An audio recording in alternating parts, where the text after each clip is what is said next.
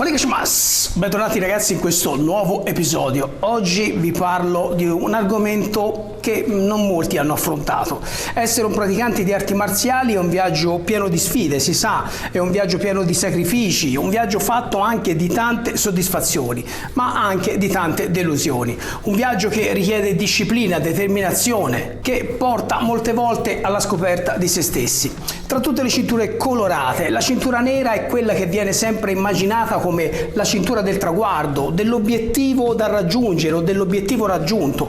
Una cintura nera ispira subito sapienza. Una cintura nera ispira subito qualità, determinazione, ma c'è un'altra cintura che secondo me richiede ancora più determinazione e devozione, ed è la cintura bianca, che secondo me la cintura bianca spicca come simbolo sia di difficoltà che di dignità assoluta. In questo breve video voglio approfondire le ragioni per cui secondo me il viaggio nelle arti marziali della cintura bianca è per me considerato come il viaggio che una cintura può fare più difficile. Voglio farvi capire come la cintura bianca, anche se è la cintura iniziale, è la più difficile da guadagnare, ma allo stesso tempo è anche quella più gratificante. Dopo la sigla.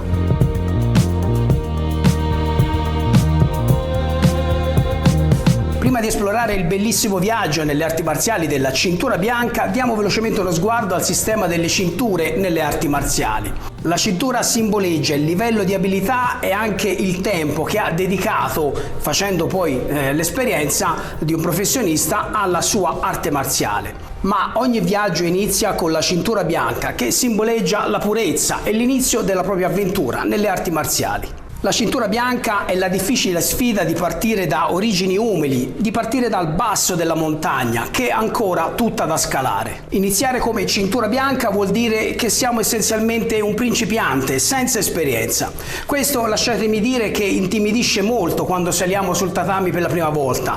Io stesso incontro un sacco di persone che sono interessate ad iniziare le arti marziali, ma che ogni tanto mi fanno questa domanda quasi assurda: ma devo per forza iniziare dalla cintura bianca? C'è un po' un rifiuto a sentirsi un principiante, ad iniziare da zero, ad iniziare dal basso, come se questo fosse non molto gratificante. Queste persone che iniziano da cintura bianca si ritrovano circondati da studenti più avanzati, non sanno cosa devono fare e in qualche modo si sentono un po' fuori posto. Ma allo stesso tempo sanno che sono in un luogo dove vogliono stare. Questo richiede tantissima umiltà e soprattutto la volontà di imparare. Come cintura bianca il nostro obiettivo principale è padroneggiare ed allenarsi nelle tecniche fondamentali. Queste basi sono importantissime perché saranno le fondamenta per il nostro intero viaggio marziale. Nelle arti marziali l'addestramento infatti è difficile e a volte può essere addirittura frustrante mentre stai studiando per ricercare la precisione e il controllo delle tecniche.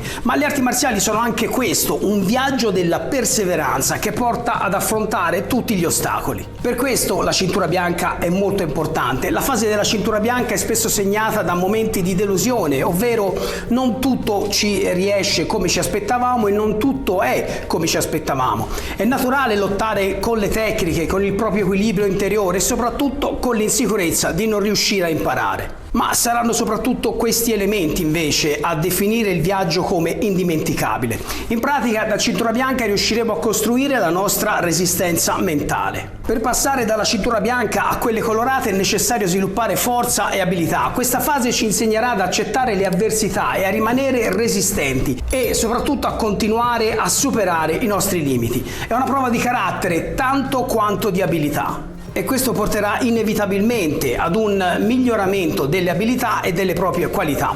Man mano che proseguiremo il nostro viaggio noteremo miglioramenti graduali nelle nostre tecniche e la nostra comprensione nelle arti marziali. Ed è proprio partendo dalla cintura bianca che noi poniamo le basi per il nostro futuro successo. A cintura bianca si impara molto dagli errori.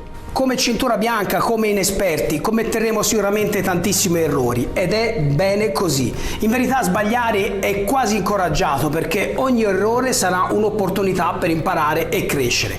Questo cambiamento di mentalità è cruciale per lo sviluppo della persona e di chi pratica arti marziali. Il valore della cintura bianca inoltre è anche nel suo colore stesso. Accettando di indossarla e di iniziare a praticare un'arte marziale, in un certo senso questa cintura assume un simbolo di impegno impegno. È un po' come dire: ok, accetto la sfida, mi impegnerò a portare avanti questo percorso. Guadagnarsi una cintura bianca non è solo una questione di abilità fisica o di iscriversi ad un corso, ma è un simbolo del nostro impegno per l'automiglioramento e la crescita personale. La cintura bianca rappresenta il nostro inizio nelle arti marziali, dove una volta che avremo superato le sfide iniziali, inizieremo davvero a rispettare e a goderci questo viaggio nelle arti marziali. In ogni arte marziale che si rispetti, il rispetto è fondamentale e come cinture bianche una delle prime cose che impareremo sarà quello di rispettare non solo i nostri insegnanti, ma anche i nostri compagni di allenamento.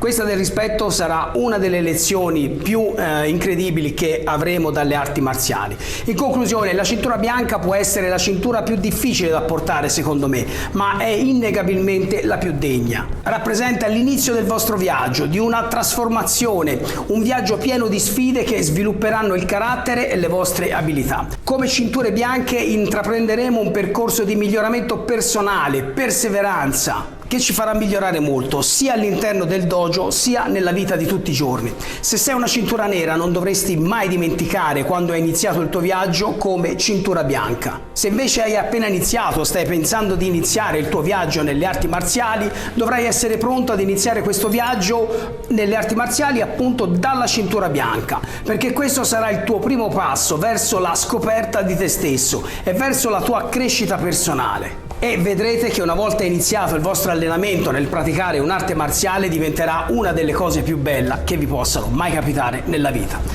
Ragazzi, il video finisce qua, fatemi sapere le vostre opinioni sulla cintura bianca, su questa cintura che viene quasi sempre etichettata come la cintura zero, cioè non esiste, tutto inizia dalla cintura gialla o dal primo grado in poi, mentre invece non dovremmo sottovalutare il nostro inizio, perché è iniziando le cose che poi le potremo portare avanti.